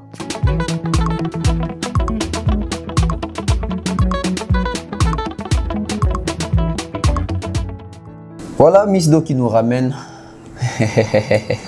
Ça sent bon. Hein? Merci. Il nous reste quoi? Le cocktail à problème. Cocktail à problème. Les bacs à problème. Cette idée des bacs à problème, et où t'as vu? Ça calme. Mon plateau Sarah tout. C'est quoi Sarah? Anna. Alors, faudrait te expliquer. Bonnette. L'histoire est à la bonne. So, il y a des questions qui sont posées, ou à libre répondre à toutes. Ma question est très sensible. Il y a des Katia. C'est-à-dire, aux oyaïs, non aux oyaïs, mais aux oyaïs. So, bien répondre à autre, on a choisi. Enfin, au moins, vraiment, catégorique, au répondre à autre. Donc, tu as choisi de proposer au cocktail. Jimoko, c'est pas non pensate. Nga mon aimé va ça là, on te pas na goût bien té. Tout ça est sur na on c'est pas na monter. Au balbara inodore peu limpide. Ouais, fallait. Donc, so boy ko répondre au meli all. Mais so pour lobby le cola. Non, le savez pas maman langi. O ga Saint-Esprit lobby. O boy na ko mela. Biso so boy ko mela. O boy ko répondre au peu $100. Et toi, combien? Taux 250 000. Non, 26. 226 000. 226 000. Tu me dis, mais 26. 125 050 $. Hein? Hein, donc 1500. Ça, c'est 25 500. $100 les abongos. 50, 250. 251 000. 251 000. Par 3, ça va bien. 251 000, 260 000. Donc, déjà, vous avez si tu as par 3. Par 3. Bon, peut-être, on a filmé Glody, mais ça filmé. Moi, c'est J'ai fait santé, voilà. Voilà. J'ai fait. Et bon, il y a tu me dis Sunday. Moi, santé. Donc, moi, avant ça, là, je suis bima. Donc, je suis bon. Avant tout, quand on a mis tout nous, rapidement en 2 minutes. Enfin, ça dépendra au pays à terme. On a ça, ça, à l'école. Nous, minute ni aucune. Film en ya Vonette. Idée zaki ya nani? Idée zaki ya Maman Bellevue. Idée zaki mais histoire na yo. Nani a proposé Moninga et comme un film. Pour tout à l'heure, on a fait un accident au monde, on a mis 1000 étoiles. Maintenant, on a fait ça que motivation, la force, on a pour ça, film et histoire. C'était un jour, la fin du boé, on m'a dit c'est un Vonette, il faut tourner. Il faut tourner à Pébi, non, mais c'est histoire. Le soleil juste mouké, na côté qui na côté qui na profondeur té, y a vie na pour cailler bas parce que tout soit vraiment temps, penza tenga na yé ya kobeta masolo mo kwa ya bon. Et du coup, il faut tourner. Gabi maman no banda wa ba singa au tourner. C'est toi-même na boy na zo mutu musu so incarner rôle wana et j'aimerais bien que yomoko osani au sala rôle wana. Voilà, je prie Dieu, je suis Nzambe. Non, on a tourné Théo. Na lingi yo za liboso na ngai. Yo ne boye banende. Na belle vue. Faut que papa t'a dit hein. Si bon moi sur le film mais yo za la actrice c'est pas la film na yo moko. Omoni ba Maman Bellevue baza ba na lubaka za kanzeta mbila. Bazali ba étoile, ba baza aza patrimoine. Maman Bellevue est une personne au lelo, il faut Congo et Fukamaka, bazo samela mingi pona ye. Baïbane wapikasi. Baïbane Maman Bellevue na maman Vonette au hasard en face na biso, baïbani na ye danzela musala ya Vonette et puis danzela ka ya média o. Azad leki na yanda côté, ba kolone quartier mon côté, baïbana quitté justement à travers ka ba passage ya maman Vonette, mon kolmoso soupé doit le cadre pananga. Na kanti makambo na moni na filme na oyo aleke pananga na auto solo la awa ezo kineka donc loko moko c'est comme ça vous sentez que Bellevue vous savez que Bellevue a un cœur oyo na yebité soki basala motema na ye lolenge nini elle a été touchée na makambo Vonette c'est comme ça et aujourd'hui excusez peut-être il y a ko dévoiler ngo aza maquilleuse numéro 1, il y a Maman Bellevue Kondi. Ok. Il y a Moutou donc à maquiller Maman Bellevue Kondi. Moutou Simba a été à part Vonette. Donc c'est comme ça, je ne peux pas tout relater. C'est une maman, on a le cas, on a Maman Bellevue. On a vraiment fan de le bas âge. Oui, on a des gens qui ont filmé, on a des gens hein? On a des gens qui ont oui, oui. C'est que dans la vie, on va maintenant, ça arrivé une fois. Na Luka qui est vraiment. La benga mo bateau bloc. Oh, ça qui t'en a tête t'ana. Alors, un projet moko boye vraiment ma casse. On a qu'il faut vraiment qu'à la dame là. Non, soyez pendé, na contacter. Na ok. Na kotika ba prière. J'ai prié et ndenga mo to komi na ye boye na komi mwana na. Bina lo bana maman langi. Vraiment. J'étais étonnée. Mais qu'est-ce que ça t'a fait Yomoko au jouer rôle na Yomo? C'est-à-dire histoire na yo aux joueurs. Ça et ça l'a bien. C'est vrai? Oui, et ça l'a bien parce que d'abord, et le monde est complexe. Nous sommes là la même live. Le nous là t'as kilo, nous avons t'envoyé chasse mon biba. Ça complexe. Bah commentaire négatif ou bah lobby na yo et dérangé. Ok. compliqué. C'est pas une façon, il y a quoi quitter ça, il y a quoi humilier. C'est le moment où moi, Vonette, qui n'a besoin d'ango. Parce que, nous avons un complexe. Pourquoi? Et là, Nazaka Kabo, nous avons mis un Sony. Et là, vous comprenez? Moi, complexe. Et du coup, il y a le non, on a ta mini-jeep. Waouh! Je me suis dit, waouh, waouh, là, normalement, c'est quoi le niveau de Koloka. Oui, oui. Donc, on a un message monnaie, on a personne vivant avec handicap, baza et le côté. Ok. Oh, on t'a payé ça paiement, on t'a déterminé à la vie à battre ça quand ça doit payer ce paiement. Oui. Et handicap ou handicapé, c'est la tête, c'est pas un handicap. Moi, je dis toujours l'handicap c'est rien, mais c'est la tête. Quand tu as la tête, papa, on sait ma cambo même va valider bon ça la tête. Ok. Et aujourd'hui, je suis peut-être appréciée par les gens de la tournée. Vous pensez que c'était facile? Il y a ça là, c'était pas facile. Mais quand je me suis dit dans ma tête, oh, on ça la rôle bien, pourquoi pas?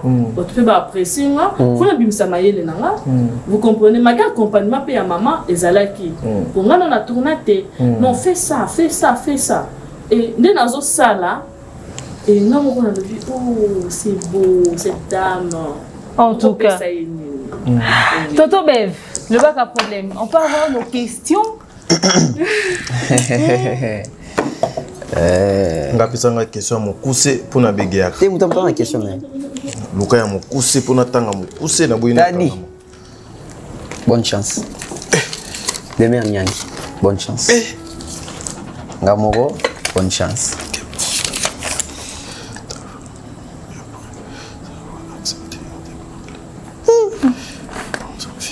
Qu'on répondre, hein? Na commis. Et puis on a mon inde tes amis on a moi si moi commis. L'accent en question. Ta question est une classe rosoité, hein? Il faut fonder donc pas messieurs. Il faut fonder pas messieurs, autrichien et pas nanga. Oui, oui, oui. Mais bien non pas c'est quand même une histoire sensible, c'est pas ce genre de questions quand même. Ce que vous avez dit, la réponse est commis. C'est pas bien ça. Tu retournes à Kaka. Yo m'en donné on met la cocktail. Tu as dit banda hein? Pour na niga ngana banda. Libandi ngai kak nini ngai kak vert ya liboso ngai handicap, libanais handicap té. On banda. Vonette, tu es prête? Je suis prête. OK. Tu as tes $100 déjà avec toi. Parce que ceux qui répondent étaient au Méli 20 ou bien au répondre.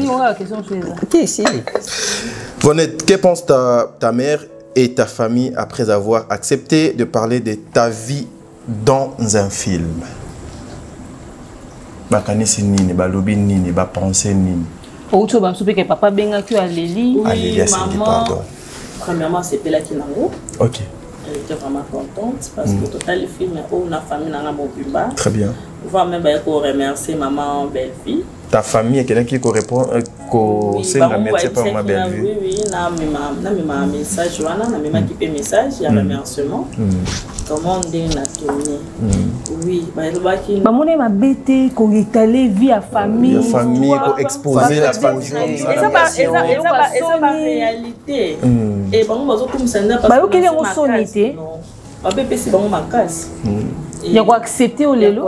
Oui, et puis c'est bon ma casse na sens ni que par rapport Vonette azaki lobby aza o azali leloté voilà. Vous comprenez changement wana premièrement les bon va apprécier. Très bien. Et tout ce que moi j'ai raconté exacté que na lali na la moko ba tout monde ba yo que na ma en internet on a évité.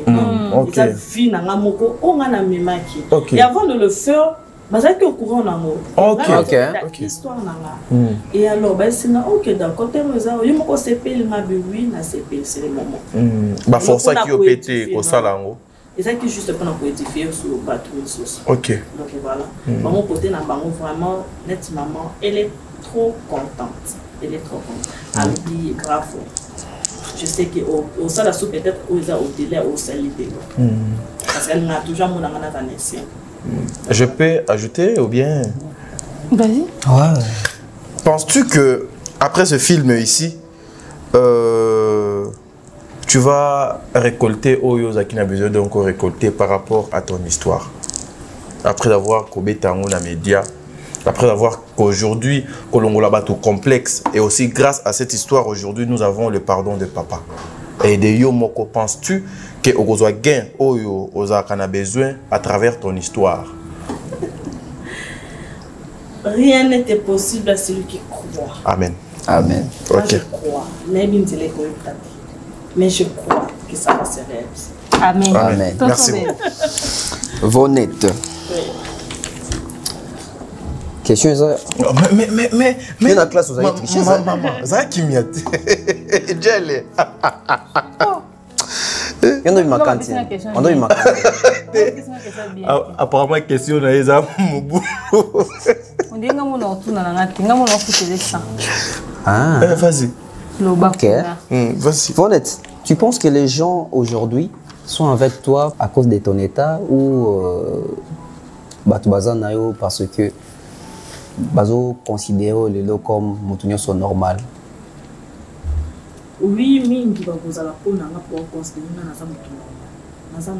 Oui, bon, peut-être dans un dame, mais en réalité dans un dame peut-être. Très bien.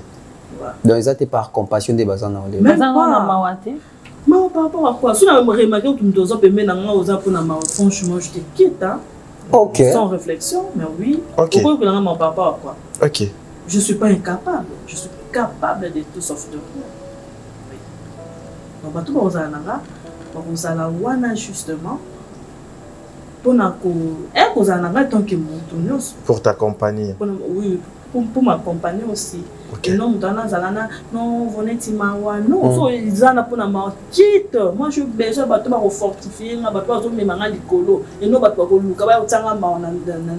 non, là, carrément, je te refuse. Si vous venez par compassion et par intérêt, c'est les moments. C'est les moments. Retirez-vous. Retirez. Mais je garde une question. Ok. Pour il y a trop ça. Bon, moi, mon papa. Vonette. Oui. Tu as dit que tu as souka. Attends, 100 questions. Vous êtes triste. Vous jouez. Nous sommes joués dans Bango. Nous sommes joués dans la TV. Pour moi, maman top na TV, maman étoile le na TV, maman Marie-Jeanne Bololé. En fait, Clément Zendeni, pendant le tournage, leur regard à ton égard, banota là-haut, là, batourné batala là-haut libanda, bazaki à l'aise na scène, parce que les gens tableau gangisi bato. Bon fingi na ninga solo ba passer jolo ba ni maluba boy poani ils ont choqué ils choqué za motema mabe pona ni batike je ba rolo ba fingi na ninga solo ba motema mabe bo exposer fio pona ba vue. OK, belle vue exposée pona ba vue. OK, ne pas te lobby mais les Congolais réfléchissent mal. Comment tu as la réflexion modèle? Mais yo mo mone ba comédie est-ce que ba bazai ndeni ba maluba no so bazai ko ba wana en fait bazai qui na bien. Mais normalement, il faut pas ça la rôle il s'agit de ça. Ok. Oui. Parce que ceux qui vont le bac qui est là, peut-être les lots, les autres. Vous comprenez? Il faut malobana. Pour malobana, on va vivre. Pour malobana, c'est pas toi l'autre. On va vivre. Non, les amants malobana, ils ont sécaté. Et bah moi, mon côté, on s'en a moment na souka. Ah, vous n'êtes qu'est-ce qui se passe? Là, c'est non, vous avez beaucoup comme qui? Pas beaucoup non ça. Allez, quand on a déjà, vous comprenez? Et parce qu'il n'a pas très bien. Ce sont mes mamans, mes grandes sœurs, vous comprenez? Très très bien. Est-ce un bateau le lycée pendant le tournage? Oh bah ok, pas signé, c'est du Cameroun. Oui, oui. Ah bon? Et mon maman, belle fille, après tu passes. Et tout le monde a sait même Naomi, après tu passes ma casse. Vous comprenez? Il y a vie na ngai. Et ça qui facilité. Ça qui vraiment facilité. Et quand moi, j'ai toujours choisi. J'ai accepté cela. Tonton, vous avez une question. Pour moi, comme la souka, vous allez tout clôturer. Ah. Amélie n'a pas répondu à la question. Il faut bon bima. Vas-y. Total yo na TV, total yo na YouTube. Ouais. Tu as bien joué ton rôle. Puisque yo mo ndeko incarné ngo. Merci. Total yo ebele. Oui. Mingi ba apprécier, mingi ba OK sous mawa makasi. Et fortifier pe bato ebele. Oui. Et tu es bien que na sima film ba porte ebele au moi. Amen. Ba porte à manger déjà.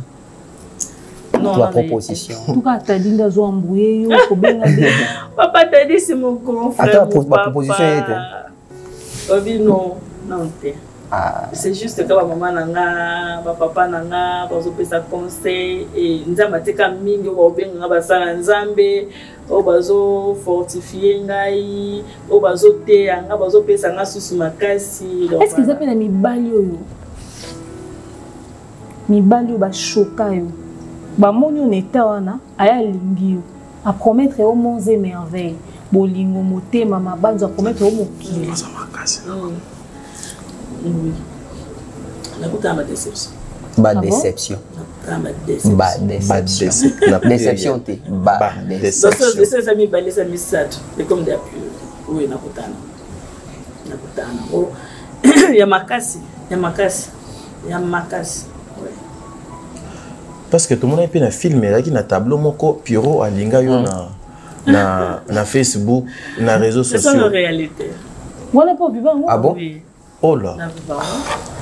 Je vais tina mbongo pa ya atina bloc pa moi sine mususu nga na ebité. Oh. Et du coup epesi ndenge epesi wana. C'est quoi eloko na utina bete la maman te de respiration et ça esprit ka oui. Asulana na yoko na. Non. Belle vie azara moto mususu. Elle est visitée. C'est quoi? Mi balio nyonso ba choka wala. Yom tolinga bango to bandi balinga kyoka netao. Bon banana. Mais après balingo ba monyo ndengo za balingo mais ba yesu ko bakisa. Oui oui. Et longolo posa oza suna mobile yo préfère va non. Oui oui, c'est tout dernièrement. Longolo nga penza pour ça. Mais je sais que bazaki yanga te, c'est que je sais. Vouloir ou pas normal parce que et ça peut mi balio ba promettre quoi mariage? Oui. Vous faites une épée pour promettre au Libala. À présenter une belle famille, la famille qui est bon, on s'en va handicapé. Donc ça que maman nous sommes tous les gens de na yo. Abi moi na ngamba handicapé. Mais bon ça na ba 3 ans. Yo zo buna na kutu pomba na zala bi. Ce sont des réalités que je vois. Lumia. On a kola kutu na mobuluté. Adana via bakte, adana via loyengete. Mais ce sont des réalités. Mais naka tu vois non pour moi moyen tout me se longeza te. Tonton Bev me t'a une question. Non baksa kaka. Mais tout le monde na filmé yo balit. Pour c'est comme si nous se leki eza lokola vie au yo au vivre. Ko bala wana filmé. Au bala qui après au divorcer na ndenge ya solo ou bien ozo souhaiter comment ou bien ezaka pour na filmer. Non, ezaka pour na film non na balaté. OK. Na ba prédotanga te, non na sala dot te. OK. Donc wana eza message moko o lobi na ngekozala. Ah OK. Amen. Amen. Amen. O tout tapé pondu ya solo. Na sala musala nyonso. Wow. Na sala musala nyonso. Nana ko na ba Congo tout apondu te. Na bina ko nika ngo pena bona loboko. Oui, je fais tout comme ça. Obi que tu comme l'impression souka. Est-ce que l'obiso qui va bengo jouer rôle mususu na film aux appels na courage de histoire na oté histoire mon ka ba tio net inde kwa mutu na film ya mutu leke mutu mona mutu ya faut na zana faut maman na maman belle vie accepter quoi. Non, yemo par exemple on comme pas zong sur na film. Alors on ça na film. C'est quoi t'es? Attends, c'est vraiment pas facile. Ba okanga Kevin Sidney bengaki, Odi Nana bengaki. Oh Bobo Manoka TV bengaki. Non, il y a pas de problème, ça va passer dans le rôle. Et yemo découvrir ba talent d'actrice. Oui, je sais. Dans la langue déjà bandakala. L'expression faciale déjà c'est comme pas ce rôle moi ya mawate. Il y a collé la thé. C'est vrai, hein? Alors, avant de nous tonton Bev va avoir la parole à Souka. Message ni au niveau passé. na communauté na biso, na peuple de Dieu, na bami, na ba connaissance, na ba nyonso batala ki na film, ba oki sous histoire na olelo. Message on a pour passer ça que na makamu nyonso oyo comme la biso. Il faut te reconnaître toujours bola mwanza. Na kata ba film biso. Et na film na ngabi bo moni ka film boyo qui passe. Mais bon mona comment nzamba za bolingo. Je pouvais aussi mourir, peut-être on va boyer bangati, mais grâce à mon Dieu là, je suis en vie. Et vous autres découvrez la grâce on nzamba tekati na ngai. Na kosenga na bino kaka que nzambe aleki nyonso. Bo minimizaka batu te ba oba minimizaka batu. Bo monaka mutu te ke non mutu ana za pamba parce que lobi na ye oyebi te nzamba changera vie à mutu en un clin d'œil. Parce que vie o mokili o ezayaye. Oui, ce qui va bâtir batanga malelo. Basa ba tomona humiliation ya mama Anna. Et lelo azo mwana na ya tanga makoleka mwana ya nani? Ya Penina. Ya Penina. Vous comprenez? Pour voir la grandeur de Dieu. Malgré tout, bomoni vonet azana misapité, vonet azana makoloté, mais vonet azana grâce à Nzambe. Vonet azana elemwa Nzambe, vonet azana musala na maboko. Obino pe beaucoup za misapi normal bien et bozana ngote. Donc moi tout vraiment, je remercie toujours mon Dieu et bokanga mana Nzambe wana bozala fidèle na ye. Père côté kabinita côté recevoir binoté. Et merci à tout le monde pour ba soutenir. Ba conseil na bino wow, na sepe nango makasi. Et makasi obino bo pesingai na commission sous forte makasi. Donc ba obosuninga financièrement, ba obosuninga ba conseil, franchement, je vous aime. Je suis reconnaissante na obino bo poser. Likolo eza ko fumwama. Boko mona makambo ko sama ba vi na bino et boko témoigner que na pesa ka mwana moko boy tala onzamba salilinga. Je suis sûr et certain. Merci vraiment. Beaucoup continuer kota ba film Maman Belle Vie et beaucoup zalaka dossier ata mukolo moko te. Ba tu la émission na nzela coucou yo dévoné. Oui, c'est vrai hein. Oui, et ça le nez. Oui, normal bien. Alors tu comme la souka. Tu comme vraiment na souka. Noko t'a dit na ebaki omoni eloko ngo na ebaki ke ouais na uto episo a honnête si aujourd'hui on te donne un papier et un stylo de faire un projet, tu as un projet. J'ai un projet. Et vous avez projet ni pour on est pénétré la question à souka. Projet nanga liboso premièrement les salons de coiffure. OK. Le deuxièmement c'est dans ma pamoulina sous ma case. Voilà dans le canal ça centre de formation dans Mboka nanga na RDC il y a quoi apprendre bato musala parce que ngamoko na tika ka quoi apprendre te au fur et à mesure à chaque fois on apprendra toujours so na ki eloko moko bimi buna kei na ekoli yango donc projet nanga sikoyo pour que lobby na bungisa ona zuité eza lokola Maman Belle Vie la kisinga ndenga ko loba mbisi très bien et alors na ko loba mbisi nanga pour que na retenir qui est on nzamba pesinga il faut na na salon de coiffure il faut na na statut na ngai o ezali ya ngamuko et puis na za na ba travailleurs on est le binga rosa la faible mais bango nga la kisi musala ils sont là pour na ko accompagner nga j'ai un projet je peux jamais manquer le projet. Tu penses aussi na ba personne vivant avec handicap local yo un jour o aider bango ou air otambola rapé pour ce naïbi peut-être moi 50 pe koti Maman Belle Paix a futaka yo moi air moi 10 francs o pense à peine na batwana o bozana bango etamoko chaque jour na pense OK on peut visiter bango na visiter bango so keta na Willery moi mukie na zoaka na pesa la bango OK oui na lingaka donc selon nga pour Kamboka nous ça na passe mais je pouvais même pas voir les handicapés en cours de route parce que les gens locaux là les autres diminuent va valeur na biso moko boye. OK. Handicap eza maladie te. Au comme à niveau que non na tema na baba na sema. Vous mieux quoi apprendre bango même ya koye ko la musala métier moko boye. OK l'obé permettre lié à faire so la coordonner ça qui coordonner wana bien. Tout comme ça la coiffer dans ça la mo bien. Tout comme ça les loko moko boye o ko pesa eli susu mbongo. Mais ya komona bango na nzela franchement de moi na sepila na moté. Mais ce qui nous a ma pambolina, je sais que tout ça est cause à la tête na mboka na biso. et tout cas nazwaka na yebaka ndenge nini na kosunga bango parce que ngala muta TVT naza muta internet te na bana kolakisa ke non voilà na pesa ke non parce que nzamba lobi beaucoup pesa na gauche ya droite yeba te profitez vraiment ça va dédicace non va remerciement non comme ça tonton t'as dit un mot de la fin à clôture après avec la dédicace mais à tonton Beb. Merci vraiment à maman Belle-Vie, Candy. Oh, ma maman, je t'adore. Hein. Maman, merci pour tout. Je t'aime beaucoup et tu le sais.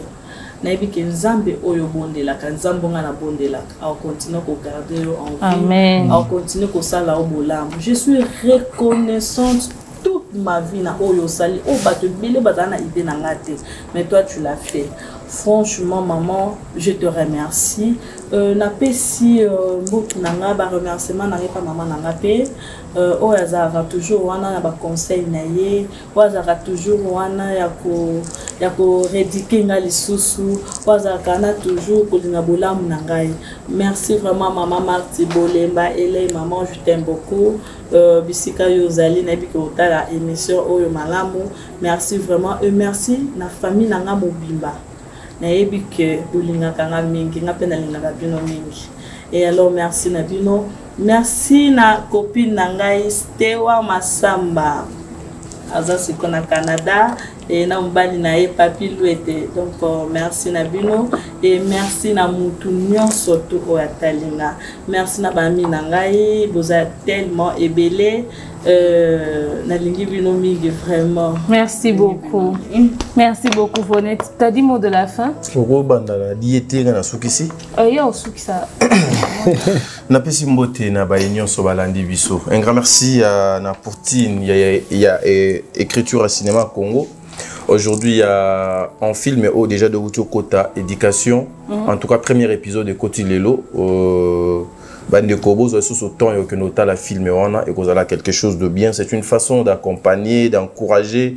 Il y a que pousser maman Oyo Asala de sous Koleka. En tout cas, nous avons Abumbaye, maman Bijoun Ketani, bon, on a papa Jean-Pascal Leka, maman Tosala Kandé Solaki, maman Zozoaza déjà à Kinshasa. Un grand merci à vous. Un grand merci à maman Deborah Lubanda. Un grand merci à maman Nyon, sa famille Libota. Nous avons sensibilisé Bino.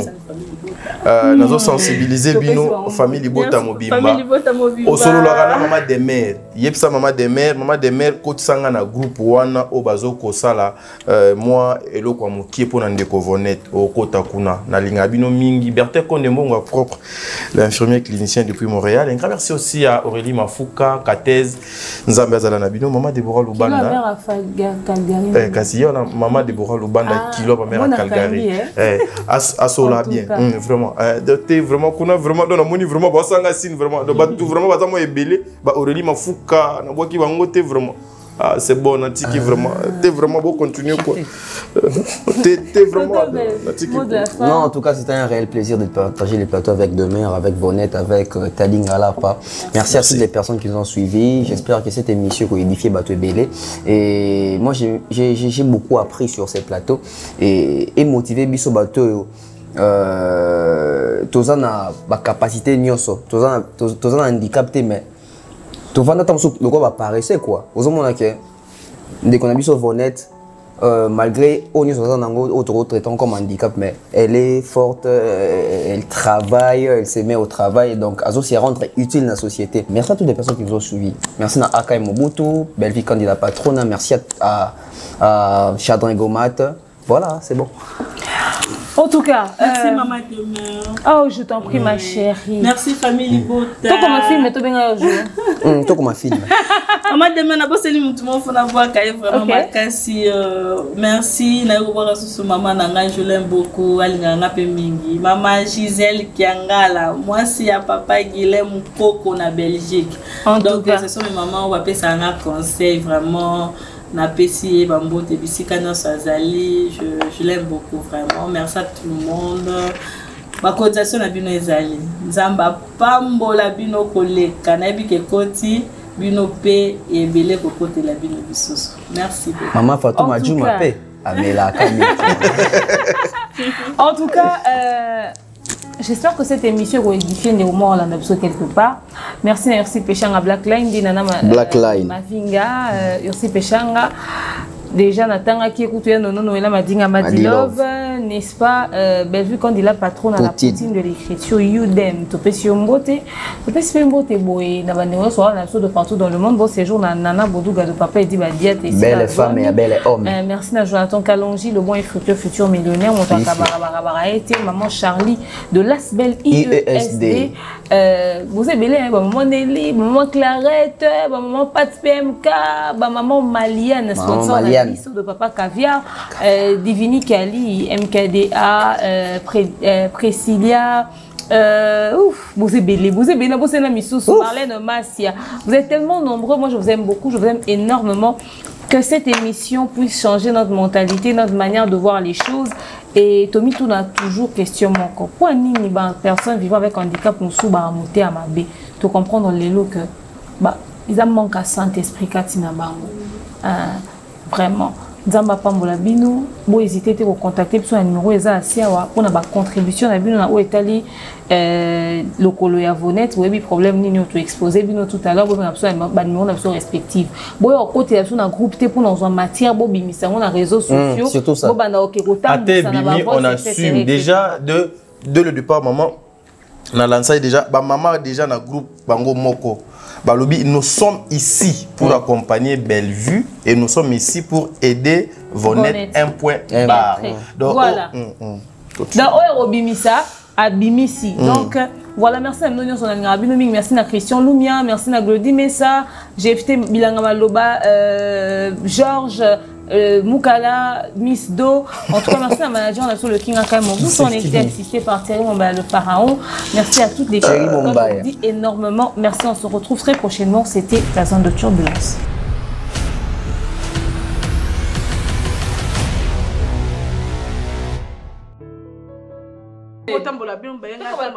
Depuis quand? Oui. C'est comment, pourquoi? Qu'est-ce pour commencer ma campagne? Bonjour. Bonjour. Ça va bien. Prenez place. Daily par Fanda. Non, Fanda. C'est très important que mon tour pour toi. Papa ça? Papa ou Apiolo? Papa Serge. Papa a besoin de se passer. Donc il fait papa ou Lucate. Papa Serge ou Lucate n'a problème né. Oh tout n'est pas na nim. Na pose question. Oh tout n'a papa Serge n'a problème ni. Oh maman. Aucun n'a problème ni. Ala nyongo no. Il me topi pour ma réponse. T'es tu qu'on répondre, 5 va répondre non répondre. Ah, Daily s'il te plaît, bébé, tu te tais s'il te plaît. Si ka biso to s'en charger na ye, aleki ma pa belé. Aluki ma pas Serge te ayo okotande a. Oluka pas Serge na problème ni. Parce que c'est mon père. C'est pas ton père. Papa Serge a tata na autre tata na biso. Papa Serge a deux personnes identiques. Même si le papa Serge a boté ma kolomoko. Tu peux partir, s'il te plaît, pas. C'est quoi ça? Sors, Bima. Quand on est Bima. Na bibi mo ko tapé à terre. Tu sors. On te dit qu'il n'est pas là aux autres agneaux. Eh, non, le cabinet, aux audacieux. Comment tu as na yoté? Aux autres appels, le cabinet papa Serge. Eh.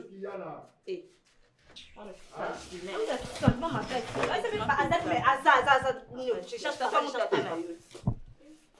oui, ça, Nina. Oyo sani. Oyo lukanga pona nini. Ya ngambu nini na monga na mema epana yo. Ngambu nini na mema epana yo nga penza. Kaka pona bimise eloko wa boye penza ngai ngambu ya mwana mema. Nde na fandi boye na zozela batwa minene batwa solo baya ko lukanga. Et maintenant na mona eloko lokola yo aye ko lukanga. Et c'est normal ça.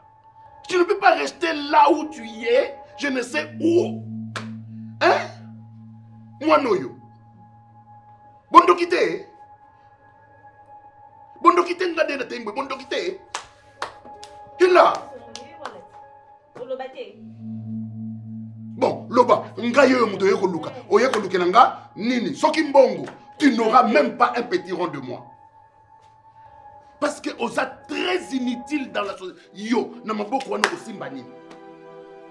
Na ndengo za okotambola wapi bakotso na biro nini. Allez Bima kide. Salita mwana. Ndoki. Mais Bima non, Ça va vite bima qui m'a mbao. Oh t'as pas malé bébé quoi. Oh. Kozonga liswate hein. oya kokokoma libanga mungu apamba mwasi ya lot otalaka boyembala moko pa mungwa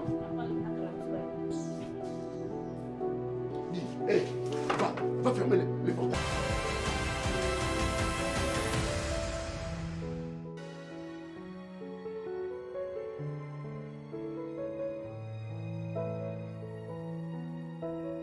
Non mais cette émission était remplie d'émotions, Bev. Moi je manque les mots. Hein. Je manque les mots. J'avais les larmes qui ont failli couler. Comment une seule personne peut vivre une succession de problèmes en fait? Mais elle est forte. Hein. Trop. Elle est forte. Non mais elle n'est pas forte, elle est solide. C'est pas possible. T'as vu les photos de son accident? Nous avons vu ça. Quand on va balancer les gens, non, un film de on était trompés dans l'émotion. Toi, tu parlais pratiquement pas sur le plateau. Mais j'étais... Jusqu'à là, j'ai manqué les mots. T'étais tétanisé, j'ai dit, mais Bev, il est fou. Tu sais, quand j'ai suivi les théâtres, après j'ai pensé qu'ils étaient en train de raconter une histoire, mais... C'est ça, dans le théâtre, c'était pas aussi grave que ça. Ouais, c'était genre, on s'est dit que oui, c'est un théâtre, c'est histoire scripté, et tout. mise en scène, etc. Et là, j'ai expérimenté la chose. Donc, tu as vu la profondeur dans sa réflexion. Et je parie fort que si Bellevue avait choisi une autre personne pour jouer ces rôles-là, ça ne l'est pas donné ce que ça a donné. Ça ne l'est pas donné. Non. Ça ne l'est pas donné. Déjà, il faudrait avoir une prothèse. Et puis après, il faudrait avoir aussi les doigts coupés. C'est-à-dire qu'il fallait avoir vécu l'histoire pour pouvoir ressortir les émotions. Nabusenko Kotune fi ana likoekata na wana si elle la connaissait, c'était qui? Ou jouer la série wana. Mais pardon. Non, mais moi, c'est les photos de son accident qui m'ont choqué, mais l'ongi déformé. Déformé. Et quand tu la vois là... Et puis, Abi, il connaît un balouka qui boit la prothèse. Abi a roulé dans Macadam. T'as vu les blessures? Ouais, parce que Macadam, c'est la gilette. Hein. Il faudrait vraiment que Bagba contribue pour la Déjà, prothèse. Les gens doivent intégrer les groupes, non? Mais il faut bien intégrer le groupe, Bagba contribuer pour la prothèse. Il faudrait vraiment que vous puissiez contribuer, envoyer l'argent, envoyer vos participations, vos contributions par TapTapSend, par les agences de transfert et tout ça. Des fois, on a un mot pour encourager, etc. Voilà une personne à aider. C'est ça. Au lieu de toi, parce que tu as soin qui bien. Non, arrêtons ça. Arrêtons ça. Parce qu'on dit que c'est plus de $1 500. Plus de $1 500. Et ceux qui t'ont allé 10, tu payes 100. Surtout à 20. Surtout à 20, c'est ça. On va résoudre les problèmes. C'est possible. Franchement, merci à Bellevue. Hein. Merci à Bellevue. Pour l'opportunité, pour la visibilité, pour tout. Elle habille les mariés, elle coiffe, elle maquille, elle tresse. Malgré quand même s'apité et nous, de fois, on fait le malin.